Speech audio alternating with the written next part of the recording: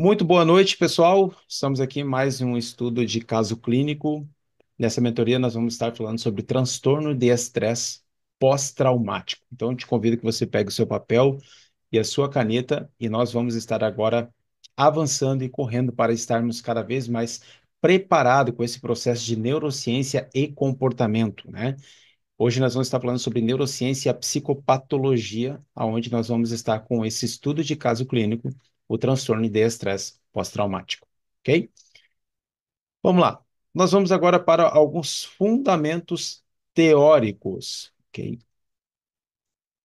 Deixa eu abrir aqui para que vocês possam estar visualizando também. O transtorno de estresse pós-traumático, então, o TEPT, que a gente coloca, ele está baseado em uma condição psicológica que pode se desenvolver após a vivência de eventos traumáticos extremos, como abuso, acidente, desastres naturais ou combate militar. Segundo o DSM, né, o Manual de Diagnóstico e Estatístico de Transtornos Mentais, na quinta edição, o TEPT é caracterizado por sintomas persistentes que interferem significativamente na vida cotidiana da pessoa. Então, eu coloquei aqui uma foto, acho que aqui vocês vão estar vendo, aonde eu estou colocando um momento onde a pessoa está passando, então, por um transtorno do estresse pós-traumático. Então, condições climáticas, como a gente estava falando antes nos bastidores, é uma delas que nós possamos estar colocando. E hoje, né, no dia 16 de janeiro, nós temos uma revivência disso, de algo que aconteceu no Sul, muito parecido com o que aconteceu hoje em Santa Catarina, né? Depois a gente vai estar conversando aqui, juntamente com a Cássia também, para depois dessa mentoria a gente poder entender algumas coisas mais profundas ainda, tá? Então, o TEPT é um transtorno mental que ocorre após a exposição a um evento traumático. A pessoa que envolve, deixa eu voltar aqui, a pessoa que desenvolve o TEPT tem dificuldade em lidar com o trauma e pode experimentar sintomas emocionais e comportamentais contínuos relacionados ao evento.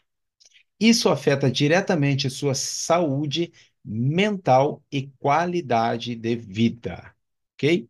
Então, a pessoa que desenvolve o transtorno de estresse pós-traumático tem dificuldade em lidar com o trauma e pode experimentar sintomas emocionais, ó, e comportamentais contínuos relacionados ao evento.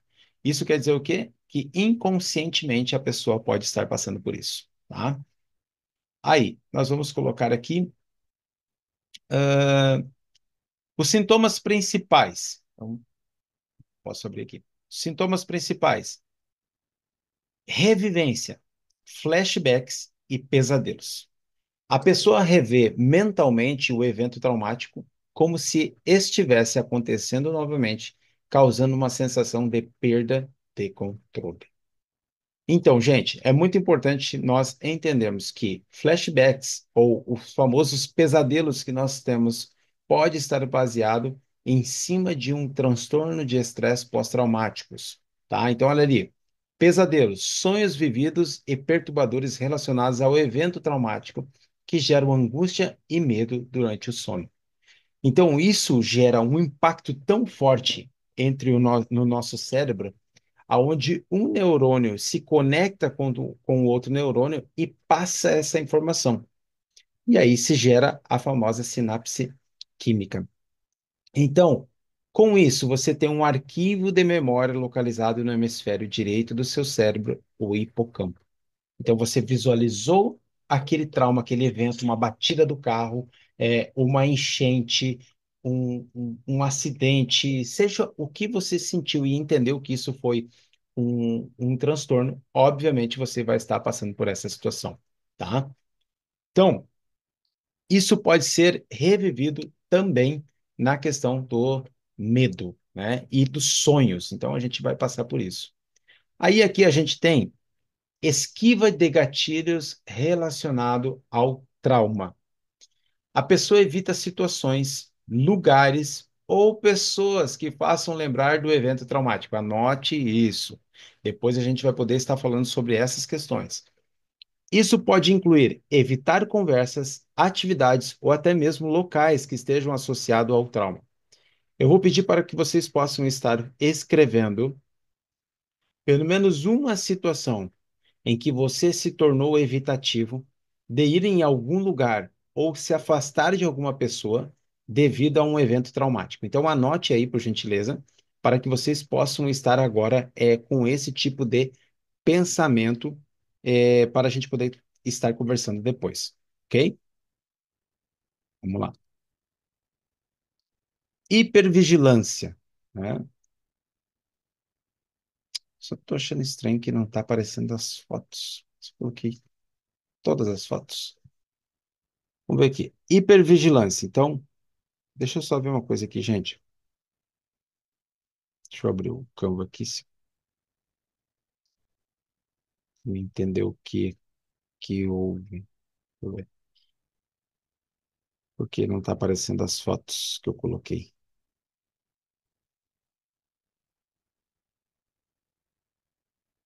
Hum, Mas aqui está todas as fotos. Deixa eu só entender uma coisa aqui. Vamos lá. Hipervigilância.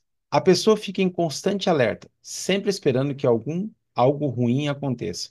Isso pode se manifestar como dificuldade em relaxar, irritabilidade, dificuldades para dormir e uma sensação constante de estar em perigo. Bom, com o transtorno de estresse pós-traumático, é normal que você passe por uma situação como essa, de estar em hipervigilância. A pessoa fica em constante alerta, sempre esperando que algo ruim aconteça. Por quê? Porque já aconteceu.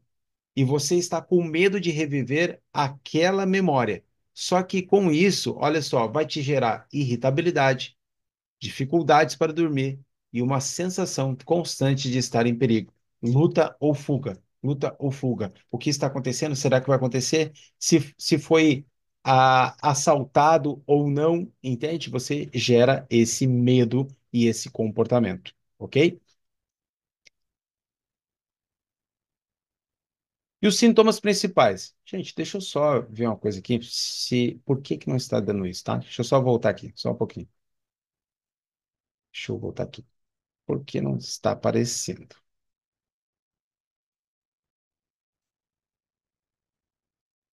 Vamos ver aqui.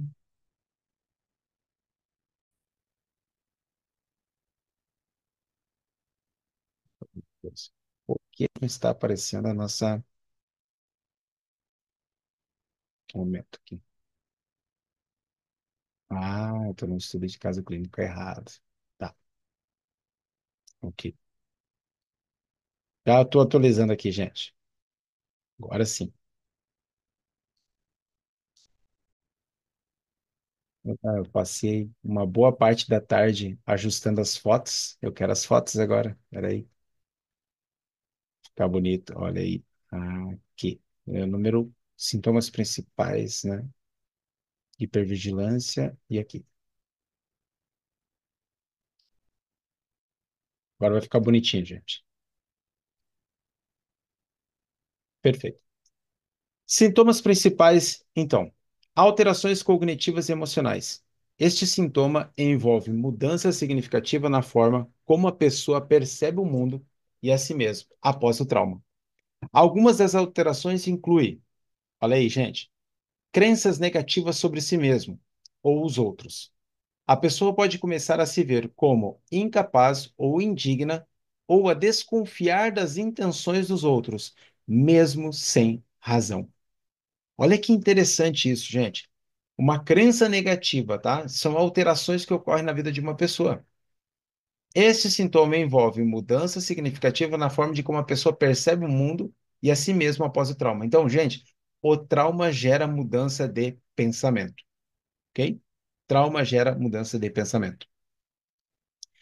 Aí você vai ver uma outra situação aqui que é fundamental. Olha aqui. Sentimentos de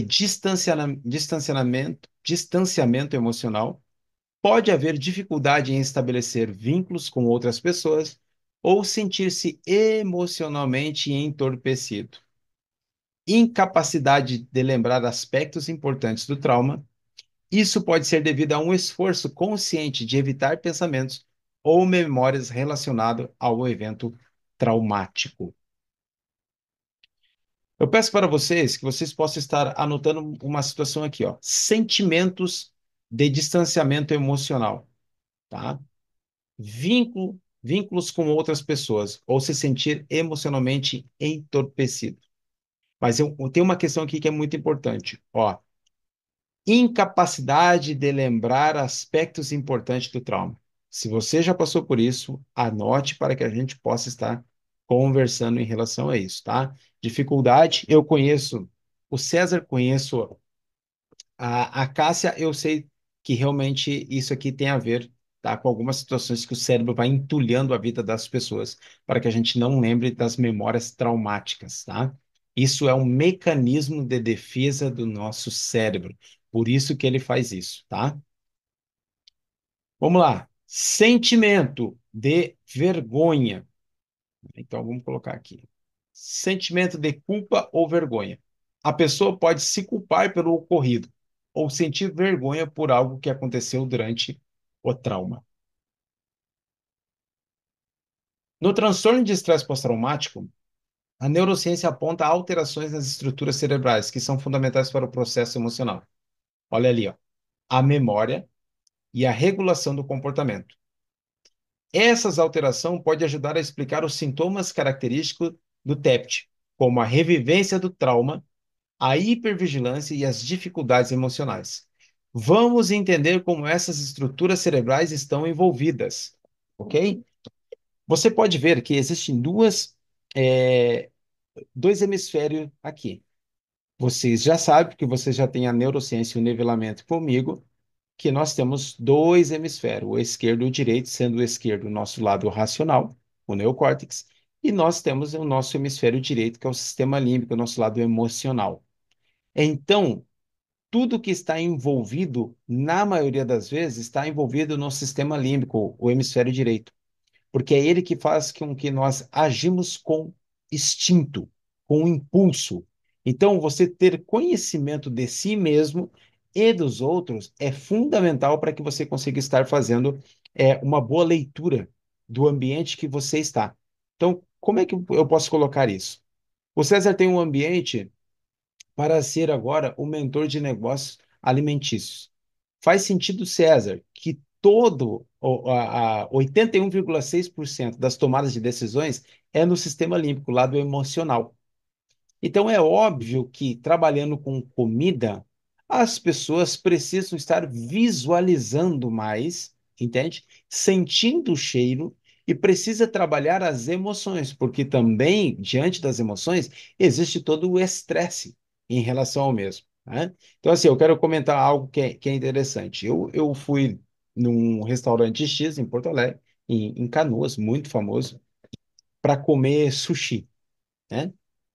Então a gente foi lá, é considerado um dos maiores sushi que tem aí, do Rio Grande do Sul, e até os jogadores de futebol, de Grêmio e Inter, gostam de ir para lá. O que aconteceu, gente? Eu comi aquilo e eu voltei para casa com a barriga borbulhando, entende? Isso não foi um estresse pós-traumático para mim, mas me traz o quê? Essa palavra que eu estou colocando aqui, ó, hipervigilância, hipervigilância. Então, assim, não foi um trauma impactante, mas eu fico assim, poxa, se eu cheguei tão mal depois de ter comido isso, entende? Eu vou abrir o meu olho e agora dificilmente eu vou, entende? Comer, não que eu não vou comer novamente sushi, mas para mim, Fábio, eu vou ficar um pouquinho mais. Isso não é um trauma forte, porque eu como novamente o sushi, se for o caso, mas se eu puder evitar, eu vou evitar bastante, tá? Não digo que eu não vou comer, mas eu vou evitar bastante. Então é isso que eu quero colocar para você. O que aconteceu aqui? Os meus neurônios captaram essa informação e mandaram para o meu hipocampo, meu hemisfério direito, meu arquivo de memória, e eu, opa, se eu não quero passar por aquela situação ali, talvez eu possa dar, né? Se eu tiver outra opção, eu vou na outra opção. E eu respeito muito quem gosta de sushi, tá? Não sei, a Cássia, né? O César, mas enfim. Gosta, Cássia? Não? Ah, então olha só. E você, Nem um César? pouco. E você, César? Gosta? Olha aí, ó. Tá, então temos. Tá 2-1. Muito bom. Tá 2-1. Então, assim. Então a gente precisa ter um equilíbrio, né? Então, assim, isso para mim não chegou a ser um trauma, mas chegou para que eu possa ter uma hipervigilância, né? Eu estou vigilante em relação a isso. E agora eu quero trazer algo que é mais importante ainda, gente. Vou fechar aqui um pouquinho para ficar mais fácil. A amígdala hiperativada, tá? Então, hiperativada, ou seja, ela está ativa. Então, ó, a amígdala é uma região do cérebro responsável por processar emoções, especialmente o medo. Ela tem um papel crucial na detecção de ameaças e na resposta emocional a essas ameaças. Então, olha como é importante, né? A amígdala ela tem essa situação tão importante. Deixa eu ver se eu consigo colocar aqui. Opa, vai ficar aqui. Aqui ficou um, aqui ficou dois, e aqui ficou o maior. Ok, mas é aqui. Vamos ajustar aqui.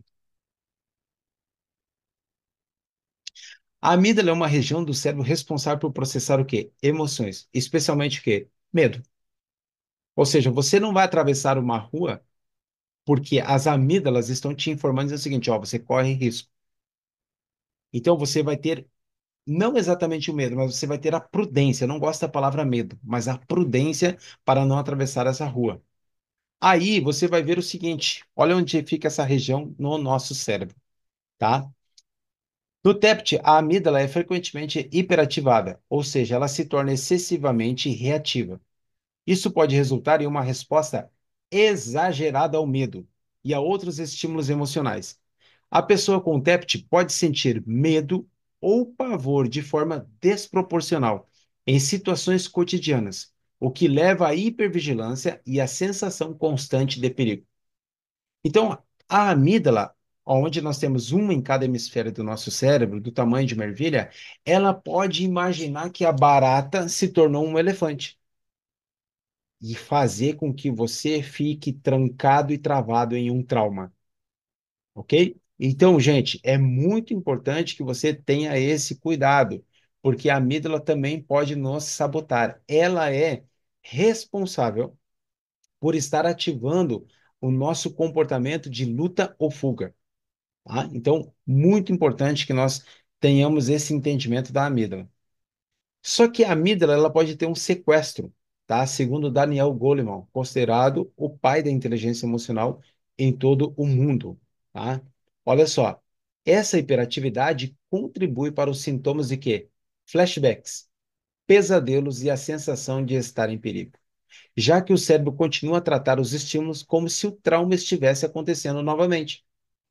Gente, o trauma, quando ele acontece, ele fica tão marcado, entende? Que você vamos colocar aqui hipoteticamente, vamos criar um caso clínico aqui. Uma menina foi na casa da sua amiga, essa menina aí tinha 7 anos, e o pai dessa menina fumava cigarro, bebia álcool, ok? E acabou, vamos colocar assim, para pegar leve assim. Ele acabou cheirando o cangote dessa menina e segurando os ombros dela. Só que isso gerou um trauma tão grande na vida dessa menina que cada vez que ela se lembra do cheiro das mãos da pessoa que fuma cigarro, essa menina entra em pavor, um processo psicossomático. Psique que somatiza no corpo. Por causa do quê? Da amígdala hiperativada. Essa amígdala pode fazer com que essa pessoa tenha um sequestro emocional e ela venha a entender que ela está revivenciando o trauma novamente, mas ela só sentiu o cheiro de uma pessoa que nunca fez nada para ela. Mas a generalização vai fazer isso. Por quê? Porque o cheiro trouxe a memória e o hemisfério direito não sabe se você está no passado ou no futuro. Ok? Então, anota uma situação aí, gente, de algo que te traz a memória do passado. Se é música, se é cheiro, entende? Se é uma roupa, se é um comportamento. Eu quero que você anote isso, tá?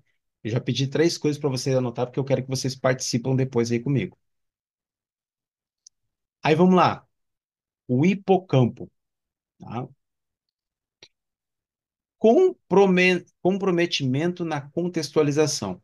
O hipocampo é uma área do cérebro relacionada à formação de memórias e à contextualização de experiência. Ele é responsável por armazenar memórias de eventos e ajudar o cérebro a distinguir entre o que é uma ameaça real e o que é uma situação segura. Entenda, gente, que o hipocampo, esse arquivo de memória, ok? Esse arquivo de memória faz com que você possa ter, através da lembrança, o poder de racionalizar no hemisfério esquerdo. Só que lembre-se, as suas tomadas de decisões estão baseadas no hemisfério direito, por instinto, entende? Então, o hemisfério direito, em milésimos de segundos, ele toma a decisão. Então, nós precisamos ter esse entendimento aqui. Aí, você vai ver assim, ó, o hipocampo pode sofrer comprometimento. Isso significa que a pessoa tem dificuldade em contextualizar e processar corretamente as memórias do trauma. O evento traumático pode ser o quê?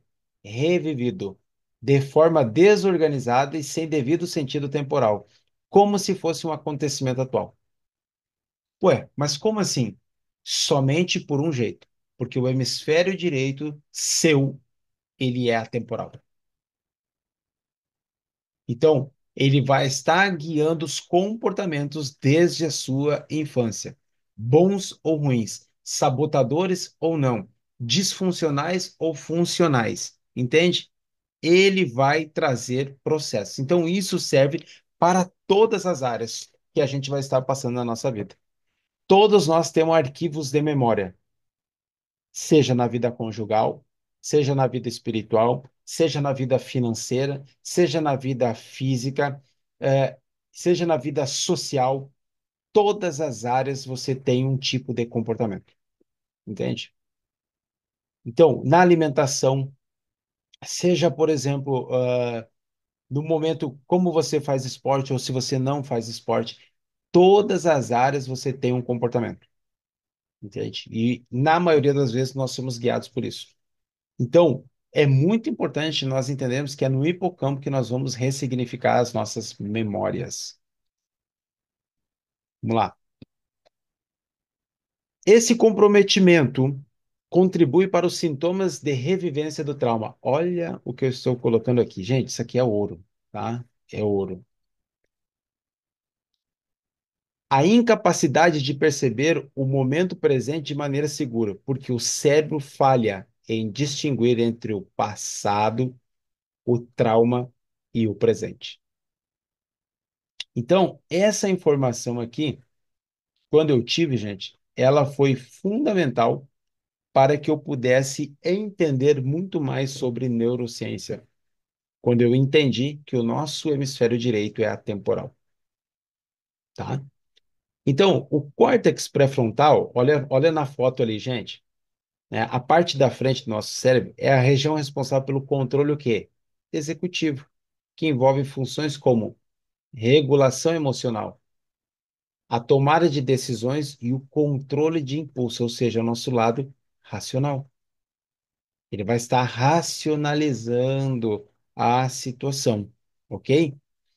Ele também desempenha um papel crucial na modulação das respostas emocionais, ajudando a pessoa a lidar com o estresse e a reagir de maneira equilibrada aos estímulos emocionais. Então, tudo que você for tomar uma decisão por impulso, você pode estar racionalizando e pensando e sendo dono das suas emoções. Então, você pode estar entendendo como você vai utilizar a sua inteligência emocional nos negócios, tanto lá, Cássia, se o nosso hemisfério direito ele é 81,6%, tá? É, emocional nas tomadas de decisões, obviamente que você pode trabalhar as emoções muito mais do que a parte do córtex pré-frontal, entende? Aonde a pessoa vai estar racionalizando mais. E da mesma maneira, o César também pode estar fazendo isso para gerar esse comportamento, ok? Então, o dono de empresa, ele vai querer também ser impactado com as suas emoções. Então, o bônus, o ajuste, um treinamento a mais, uma palestra a mais dentro do mercado alimentício, entende? Aí você tem um contrato com a pessoa, mas você liberou mais 3 palestras, por exemplo, para ajudar os funcionários. César, extremamente importante. Por quê? Porque ele vai estar na emoção daquilo que ele recebeu e automaticamente vai estar ali com o seu córtex pré-frontal racionalizando e entendendo que você foi uma pessoa que ajudou ele, né? Então, tudo que nós temos aqui. Agora, deixa eu só voltar para o TEPT aqui. Quando você racionaliza, você começa a sair da ancoragem daquele trauma. Você está revivendo um trauma. Então você começa a fazer o quê? A estar racionalizando. Não, eu não estou vivendo na enchente novamente. Hoje foi um caso que ocorreu, né, Cássia? Então, assim, ó, dá aqueles gatilhos que a gente chama, só que ao mesmo tempo você pode estar agora com essa parte do córtex pré-frontal que eu coloquei aqui, você analisando o seguinte, mas eu estou vivenciando isso? Porque se você entrar fortemente nessa situação, você vai sentir todos os traumas e angústia e estar revivendo tudo aquilo que ocorreu há 6, 7 meses atrás. Entende? Então, fundamental que nós possamos ter o equilíbrio na racionalização. Ok? No TEPT, observa-se uma diminuição na atividade do córtex pré-frontal, o que significa que a pessoa tem mais dificuldade em regulamentar as suas emoções e em lidar com situações estressantes de forma o quê? Adaptativa. Então, olha lá, observa-se uma diminuição na atividade do córtex pré-frontal. Córtex pré-frontal é o nosso lado da racional. Então, existe uma diminuição com o transtorno do estresse pós-traumático. Então, significa que nós possamos estar muito mais envolvidos naquelas emoções. Isso resulta em uma resposta emocional exacerbada e dificuldades em manter o controle sobre as emoções, como, olha só, irritabilidade, ansiedade e dificuldade em lidar com o estresse. Reviver traumas faz isso, gente. Então, nós precisamos ter um cuidado quando a gente está ancorado nesses pensamentos. Olha lá, essa diminuição da regulação emocional contribui para sintomas como hipervigilância, onde a pessoa permanece constantemente alerta a ameaças e a dificuldades em relaxar ou em se sentir seguro. Então, a pessoa coloca uma plaquinha de stop, ó, deu. Ela começa a entrar em hipervigilância. Então, ó, cuidado, cuidado, cuidado. Não, não, não é assim. E a pessoa começa a fugir de tudo e ela vai ter dificuldade para relaxar. Lembra? Na última mentoria que nós tivemos, eu falei muito sobre regra e pressuposto. Pressuposição de um pensamento automático e regra. Definir que 100% é verdadeiro. Todo homem trai. 100% verdadeiro. Isso é uma regra. A pressuposição é que pode trair ou não. E isso vai trazer um equilíbrio nos nossos pensamentos. Então, quando a gente está no momento de um transtorno de estresse pós-traumático, você tem um sequestro tão grande que você não consegue racionalizar. Fica difícil de racionalizar. Às vezes você demora um tempão, 2, 3 horas, para começar a racionalizar que você não está vivendo aquela situação. Anota aí para mim, por favor, se você já ficou brigando, discutindo com alguém no seu cérebro. Ok? E se você já não sentiu, por exemplo, raiva ou automaticamente um impulso dentro de você, assim, parece que você está vivenciando aquele momento que você está conversando com aquela pessoa e quer pegar ela pelo pescoço, entende? Então, provavelmente já aconteceu com você. Isso está baseado em o teu hemisfério direito não entender se você está no passado ou no futuro e para ele tudo é presente. Então, a tua emoção faz com que você já queira pegar aquela pessoa pelo pescoço, você já fica em estado de luta ou fuga, suas crenças, então vai sacudindo tudo, ok? Então, olha aqui, o resumo dessas funções do cérebro. Amígdala, hiperatividade resultando em respostas emocionais intensa, especialmente o medo. O hipocampo, comprometimento, dificultando a contextualização de memórias e gerando o quê? Flashbacks. Córtex pré-frontal, diminuição da regulação emocional, resultando em dificuldade em controlar as emoções. essa primeira parte aqui, gente, agora eu vou abrir os microfones, depois eu vou para uma outra área para que a gente possa estar bem dinâmico, ok? Vamos lá? Deixa eu só colocar aqui um stop. Ok. E aí, quem gostaria de falar a primeira coisa daquilo que você anotou? Fiquem livre o microfone, agora nós vamos fazer aqui um ping-pong entre.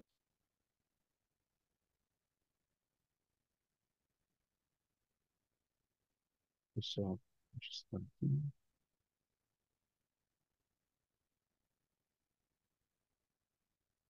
Muito bem, pessoal, chegamos então à segunda parte agora, né, sobre essa mentoria de transtorno de estresse pós-traumático. Nós vamos estar falando sobre fatores de risco e gatilhos.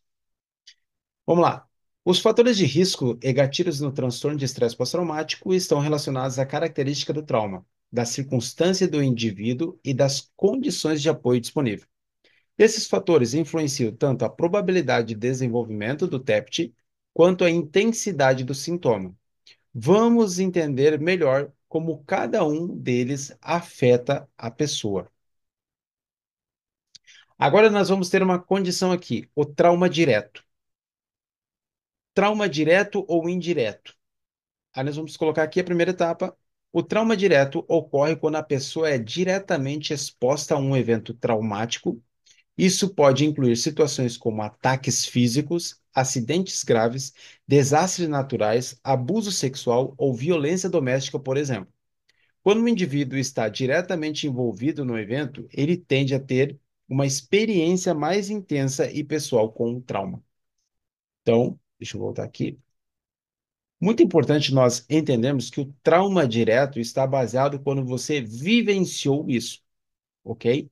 Só que quando a gente fala de transtorno de estresse pós-traumático, nós estamos falando também de um trauma indireto, ok? Que também é uma maneira de nós nos traumatizarmos. E eu vou estar mostrando aqui. O trauma indireto, tá? Deixa eu subir aqui.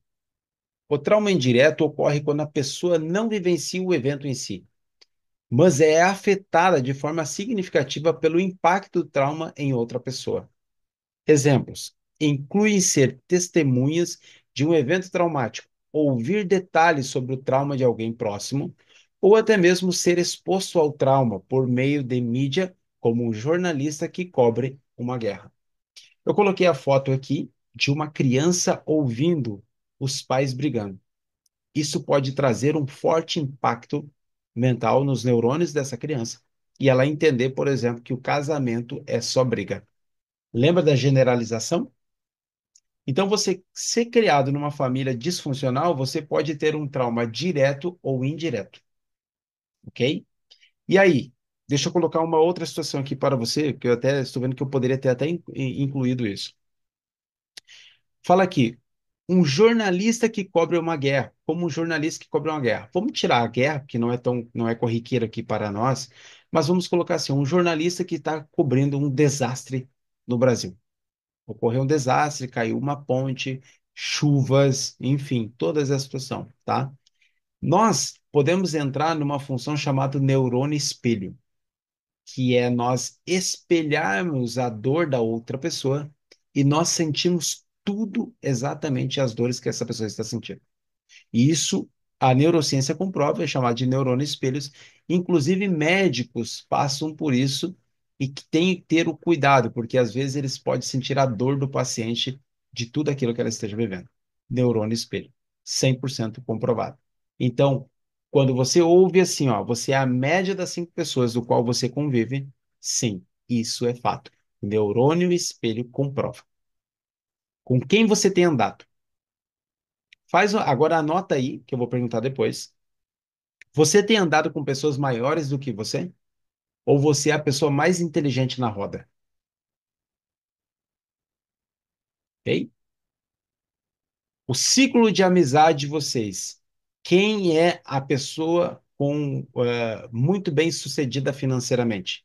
Quantas pessoas bem financeiramente estão no teu ciclo de amizade? Quantas pessoas estudiosas estão no ciclo de amizade de vocês? E para finalizar, quantas pessoas, ciclos de amizade, quantos casais que se dão bem estão próximos de vocês. Ok? Vamos lá, a Cássia já está rindo ali. Vamos lá, fechar aqui. Embora o trauma indireto também possa resultar em TEPT, transtorno de estresse pós-traumático, geralmente os traumas direto são mais propensos a causar uma resposta mais intensa. Ambos os tipos de trauma podem funcionar como gatilhos para o desenvolvimento do transtorno, mas a forma como a pessoa lida com o evento pode variar de acordo com o tipo de exposição. Então, tudo isso é importante. Olha aqui, ó. Gravidade do evento e duração. A gravidade do evento traumático tem um impacto significativo no desenvolvimento do TEPT. Quanto mais extremos e impactante for o trauma, por exemplo, a perda de um ente querido de forma violenta ou um acidente grave, maior a probabilidade de desenvolvimento dos sintomas mais severos. A duração do trauma também é um fator crucial. Experiências prolongadas e repetidas de trauma, como abuso contínuo ou exposição prolongada a situações de combate ou violência, tende a causar um impacto mais duradouro e profundo no cérebro e na saúde mental do indivíduo. A exposição repetida pode interferir ainda mais nas capacidades de regulação emocional e memória. Gente, você está vendo aqui uma foto que é uma foto mais pesada. Eu não gosto dessa foto, de fato. Mas assim, eu conheço uma X pessoa que trabalha. Como é que é a função dela? É um cargo público, onde ela assistente social. Então, ela vai no meio dos lugares e tudo mais. Então, assim, gente, tem uma situação em X lugar aí do Rio Grande do Sul em que o- os, os traficantes tomaram conta de alguns condomínios que foram doados pelo governo, entende? E estão violentando uma menina de 13 anos que tem problemas de saúde mental, que toma remédio, tudo, e os traficantes vão lá e dão R$ 10 para ela e acabam tendo relações com ela. E aí eles fazem filas e chega a desmaiar a menina. Quando essa pessoa veio trazer esse caso para mim, ela trouxe vivenciando na primeira pessoa. E ela estava mal, mal, mal, mal, mal, mal. Resultado, a mãe dela passou por situações parecidas, próximas, né, com um distúrbio, um transtorno mental, né, psicológico, e algumas exposição, como morar na rua, enfim, várias outras situações. Então, essa pessoa entrou na primeira pessoa que a situação do terceiro entrou apavorante. E o que fez? Levantou todos os gatilhos da vida dessa pessoa. E essa pessoa pediu, não exatamente exoneração do cargo, mas ela saiu do cargo, que ela era uma das chefes, uma das líderes, entende? Fazia mais dinheiro por causa disso, e voltou para um cargo inferior por causa da dureza da situação. O que vocês acham que aconteceu com essa pessoa? Escreve aí, por favor. O que vocês acham que aconteceu com essa pessoa? Vocês conseguem colocar aí no chat? A Cássia acho que vai ser mais difícil porque ela está no iPhone, né? Então, é, pode abrir o microfone aí. O que vocês acham que ocorreu com essa pessoa em relação a tudo que eu estou falando aqui? Ela entrou em surto? Exatamente. Ela vivenciou a situação na primeira pessoa. E aí? O É. que você acha, César? Isso, cara, ela, pô, perdeu a posição dela, né? E ficou totalmente desequilibrada, né? Talvez estava vivendo aquilo. Então, é justamente isso. O fato de o hemisfério direito ser atemporal fez com que ela revivesse toda uma situação novamente. Mas não era com ela. Era uma outra situação com terceiros. Entende? Mas o fato, por exemplo, de estar revivenciando isso gera dor. Entende? E automaticamente ela fez o quê? Se tornou evitativa, evitativo, evitativo e evitativo. Que é uma das características do transtorno de estresse pós-traumático. se tornar evitativo, ok? Vamos lá. Ó, chegou o momento, Cássio. Além disso, os eventos que envolvem ameaças à vida ou segurança física, como em casos de guerra, sequestro ou desastres naturais, são frequentemente mais propensos a resultar em TEPT, devido à intensidade de percepção de perigo e à sensação de insegurança. Então, eu coloquei aqui o fato que está ocorrendo hoje lá em Balneário Camboriú e Camboriú, tá? A enchente e as coisas que estão ocorrendo lá. Então, isso são desastres naturais que podem gerar o quê? A gravidade do evento. E isso traz um trauma direto ou indireto, ok? Então, vamos lá. A ausência de suporte social. O suporte social desempenha um papel fundamental na recuperação de traumas. Ter uma rede de apoio emocional de familiares, amigos ou terapeutas pode ajudar a pessoa a processar o trauma de forma mais saudável e adaptativa, ok? Então, gente, se entulhar de remédio não é o caminho. Você pode tomar o remédio como algo que vai ajudar você, ok? Tudo certo, faz parte o remédio, tudo. Mas assim, o remédio não vai mudar o comportamento e a associação que você tem. É a psicoterapia, esse processo que nós estamos aqui, que vai mudar as crenças que estão enraizadas, tá? Então, assim, tome o remédio quando necessário, e for receitado pelo psiquiatra, mas o que eu quero colocar aqui, que é indispensável a mudança de mentalidade através da psicoterapia, tá? Porque o remédio não muda, literal, ele muda o comportamento enquanto você está drogado, mas tira o remédio, acabou o comportamento, você volta à estaca zero, ok? Na verdade, né, Fábio, como tudo, né, qualquer coisa, se não tiver mudança de mentalidade, não dá certo, né? A mesma coisa, por exemplo, uma pessoa que é obesa e faz bariátrica, e se ela não tiver a mudança de mentalidade, não entender, não compreender que a mudança tem que ser primeira coisa na cabeça dela, ela vai passar por uma cirurgia, ela vai passar por todo uma coisa forte, que é uma cirurgia bariátrica, e aos pouquinhos ela vai voltar a ganhar peso. Exatamente. Isso está acontecendo com um amigo meu, ele tem a mesma idade que eu, e ele fez a bariátrica com 118, foi para 80 e poucos quilos e agora voltou, tá com 115, né? Então, assim, acontece por quê? Porque tem que mudar o cérebro, o comportamento, os gatilhos Acontecendo que comigo, fazem né, essa Fábio? pessoa comer, né? Oi? Está acontecendo comigo, né? Não entendi, César, perdão. Repete. Tá acontecendo comigo. Eu tenho bariátrica. Sim. Eu me lembrei disso, só que eu só queria ver se tu estava É, confortável para falar. eu tinha 214 quilos, fui para 120 e agora estou com 170. Olha que interessante que é isso, né, César? As emoções, o comportamento, entende? Estão baseados. Os comportamentos foram o mesmo. É basicamente um remédio. Teve um remédio, mas parou esse remédio, voltou os comportamentos e aí o que acontece? A plasticidade do cérebro. Teu cérebro estava acostumado a você estar com outro peso. Então ele quer proteção, porque a gordura visceral é proteção. O cérebro entende o seguinte: aqui eu tenho um estoque de energia, entende? É isso que o cérebro pensa. Então o cérebro nos sabota. Então, agora, entender os gatilhos, mudar o comportamento, né? Eu tenho um outro cliente nos Estados Unidos que também tem um peso de 170, entende? E a briga é no comportamento. Agora está incluindo algumas atividades físicas mais constantes, porque a gente está mudando o comportamento. Entende? Então, assim, ó, gente, são várias coisas. Então, precisa de denúncia, denúncia, denúncia. A denúncia é a chave. Eu parei de comer margarina por quê? Porque eu tive denúncia que a margarina, ela é como um plástico que vem para entupir as nossas veias. Então ó, não como margarina. E eu sou uma pessoa que quando pega mesmo, eu consigo mudar.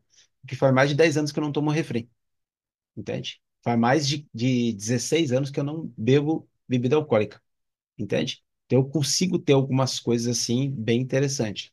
Então, é porque eu associo. Refri a câncer, entende? Margarina a plástico e entupimento no coração. Eu faço umas associações meio doidas. Mas assim, gente, é o mesmo Fábio que desliza e vai lá e come um X de bacon, tá? Então, Não estou aqui super fitness. É importante entender que a gente erra, mas a gente precisa criar uma associação em relação a isso, tá? Faz sentido, gente? Vamos lá. Então, ausência de suporte social. Por outro lado, pode agravar os sintomas do TEPT, dificultando o processo de recuperação e adaptabilidade emocional. Olha só, um dos gatilhos. A solidão, o isolamento ou a falta de compreensão de outros pode fazer com que a pessoa se sinta ainda mais vulnerável e sem recurso para lidar com o estresse emocional. Gente, a solidão ela é terrível e ela pode trazer transtorno de estresse pós-traumático, né? Tem uma senhora que o esposo faleceu e que ela se tornou não, ela sempre foi acumuladora, entende? E os gatilhos dela, então ela começa a acumular, acumular, acumular, porque ela se sente sozinha. Entende? E isso se torna acumulando cada vez mais coisas, entende? Buscando estar ali, se segurando em relação ao que está acontecendo na sua vida, que é a depressão, né? Na psicogeriatria, com hipersonia, né? Excesso de sono ou falta de sono, entende? Então, tudo são características. Então, a ausência de um suporte social, de outras pessoas com entendimento para o cérebro, gera problema, tá? Gera problema. Vamos lá. Em alguns casos, a falta de suporte pode fazer com que a pessoa internalize sentimentos de culpa, vergonha ou raiva, dificultando ainda mais a aceitação e o processamento do trauma. Olha só. O isolamento pode também aumentar a sensação de desesperança, o que contribui para o agravamento de sintomas. Então, o isolamento pode piorar tudo, né? E aí eu vou colocar aqui o resumo, tá? Dessa parte aqui. Resumo dos fatores de risco e gatilhos. Trauma direto ou indireto. O trauma direto é mais intenso, mas o trauma indireto também pode levar ao transtorno de estresse pós-traumático. Gravidade do evento e duração. Traumas mais graves e prolongados têm o maior risco de causas. A ausência de suporte social, a falta de apoio emocional de familiares, amigos ou profissionais pode piorar os sintomas e dificultar a recuperação. Ok? Então, vamos lá. Diagnóstico e avaliação, tá? Eu vou andando um pouquinho mais aqui, gente, por causa também do horário para a gente poder estar conversando, tá? Vamos colocar aqui. O diagnóstico e avaliação do transtorno de estresse pós-traumático envolvem o uso de ferramentas especializadas para identificar a presença de sintomas, a gravidade do transtorno e a melhor abordagem terapêutica. Além disso, psicoeducação. Ó, inicial desempenha um papel essencial no tratamento do TEPT, ajudando a pessoa a entender melhor o que está acontecendo com ela, como buscar apoio. Vamos entender melhor cada um desses pontos. Ou seja, buscar o apoio o mais rápido possível é muito relevante. Só que é aquela situação. Quem ao redor de você busca apoio emocional? Anota aí para mim, por favor. Coloque três pessoas que se tratam, né? Sendo que hoje já é mais normal as pessoas se tratar. Não é como antes, né? Que quem se tratava era louco. Ah, ir na terapia é louco, ir no psiquiatra é louco, ir no psicólogo é louco. Já mudou muita coisa. Mas quem ao redor de você busca se tratar, tá? Coloque aí. Se você conseguir três pessoas, é bem interessante. Importância, então, da psicoeducação inicial. É uma parte fundamental do tratamento do TEPT, especialmente na fase inicial. Logo após o diagnóstico, ela envolve o processo de informar o paciente sobre o que é o TEPT, transtorno de estresse pós-traumático, como ele afeta o corpo e a mente e as opções de tratamento disponível. Ou seja, é importante correr para essa situação. Compressão do transtorno. Explicar o que é o TEPT, como ele pode se manifestar e como as respostas fisiológicas, ou seja, no corpo, e emocionais do corpo, pode ser impactado por um trauma. Normalizações das realizações. A psicoeducação ajuda a pessoa a entender que os sintomas que ela está experimentando são uma resposta comum ao trauma. o que pode diminuir o sentimento de vergonha ou culpa. Existem muitas pessoas que sentem vergonha ou culpa por a manifestação de um trauma que ocorre na vida dessa pessoa e ela acaba se isolando. É a mesma coisa assim, o César hoje está com 160 quilos, ele comentou aqui, certo? Às vezes as pessoas se isolam, né? Então, assim, eu tenho um parente próximo que deve estar pensando próximo a isso, entende? E está buscando um isolamento, entende? Então, assim, entender isso e buscar resolver os gatilhos é fundamental para que aconteça. A gente sabe que quando é família, né, é um pouco mais complicado, não é nem ético a gente tratar a família, mas, assim, seria bom que ouvisse, né, a gente para trazer algumas situações. Então, é fundamental em relação a isso, né? A busca de uma ajuda para entender os gatilhos que fazem a pessoa estar passando por isso. E agora, olha que interessante. As prevenção das complicações. Ao explicar o transtorno de estresse pós-traumático, pode afetar a vida do paciente. A psicoeducação pode ajudar a prevenir a evolução para formas mais graves do transtorno, como comorbidades, ou seja, mais de um transtorno de personalidade, como a depressão ou transtornos de ansiedade. Então, olha só, gente, um transtorno de um estresse pós-traumático. Vamos dar exemplo: a pessoa saiu na rua, foi exposta e agora ela se fecha, entendeu? E ela não sai mais na rua. E ela pode, então, gerar depressão, ansiedade e outros demais e gerar uma comorbidade de transtorno. E aí nós temos aqui, ó, promoção da participação ativa. A psicoeducação também promove uma abordagem proativa, incentivando o paciente a participar ativamente de seu tratamento, o que inclui compreender a importância de intervenções como a terapia cognitiva comportamental e a medicação. Então, elas caminham junto, ok? E os benefícios, então, de buscar a psicoeducação? Pacientes que recebem a psicoeducação inicial tendem a ter melhores resultados no tratamento porque se sentem mais empoderados, compreende melhor os sintomas e se sente mais capaz de lidar com as dificuldades. Além disso, a psicoeducação pode ajudar a reduzir a ansiedade e o estigma associado ao transtorno.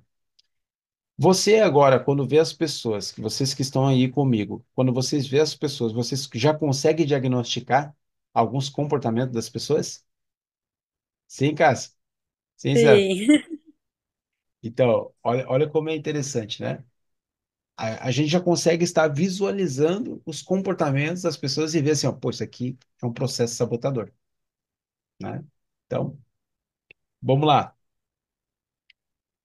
Tem mais alguma Vamos lá. dúvida, ô César? Mais alguma coisa que quer Não, comentar? não, não, não. Não? Então, vamos lá. Última etapa, então, aqui. O modelo, então, cognitivo, né, do TEPT. O modelo cognitivo comportamental, da TCC, do transtorno de estresse pós-traumático, é uma abordagem terapêutica que foca na interação entre pensamentos, emoções e comportamentos, e com essa interação pode perpetuar os sintomas do TEPT. Segundo esse modelo, os eventos traumáticos afetam não apenas a forma como uma pessoa processa o trauma, mas também como ela interpreta o mundo ao seu redor e como reage com ele. Então, o trauma faz isso.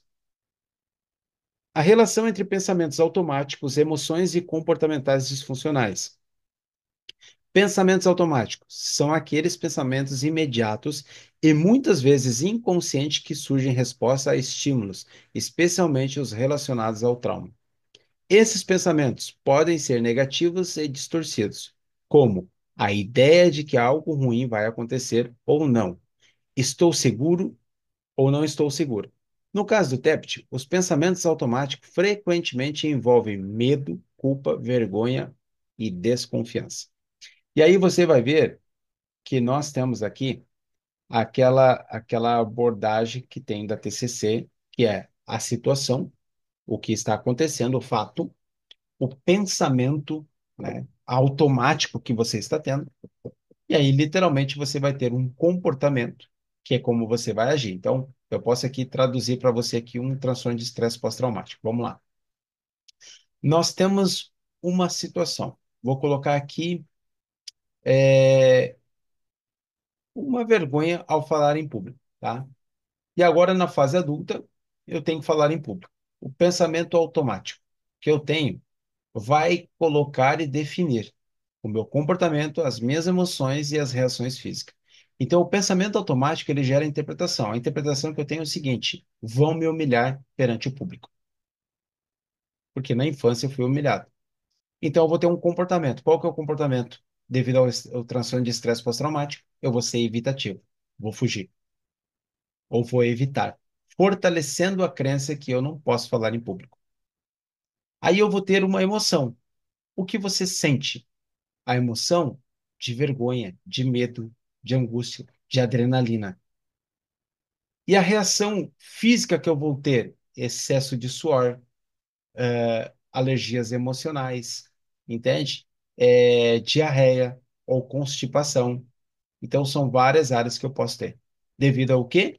A um transtorno de um estresse pós-traumático.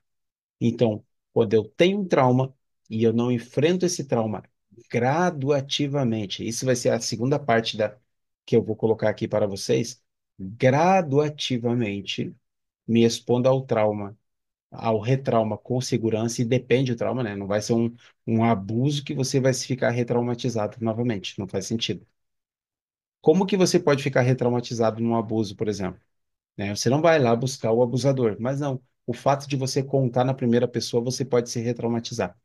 Então você precisa ter uma pessoa experiente para estar entendendo o botão de alerta dessa pessoa, se ela está entrando na primeira pessoa, está entrando em crise.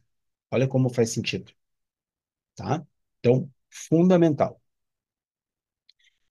Aí nós temos aqui emoções. Pensamentos automáticos geram emoções intensas.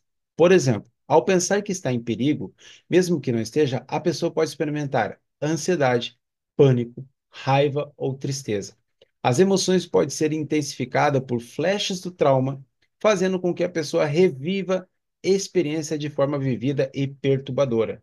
E aí nós colocamos aqui o processo de doenças psicossomáticas, psique que somatizam no nosso corpo. Anota aí, por gentileza, um cheiro e uma música que te remete ao passado. Um cheiro e uma música que te remete ao passado, tá? Um cheiro e uma música, tá? Eu tenho que que a Cíntia não escute isso, né? Eu tenho um shampoo de uma menina, eu acho que ela devia ter uns 8 anos, né? Ela usava um shampoo.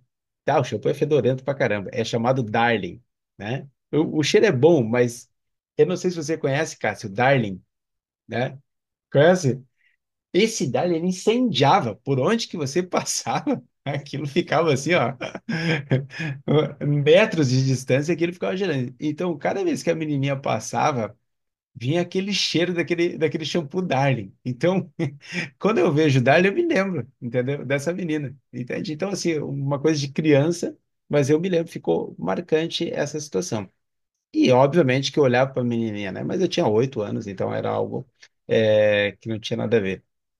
Mas o que eu quero colocar para vocês é que uma memória. Eu aqui, no meu escritório, eu não troco o cheiro do eu não sei se é desinfetante ou alvejante, desinfetante que nós utilizamos aqui, que é o Ajax, é um Ajax roxo. Nós utilizamos. Conhece, Cássia?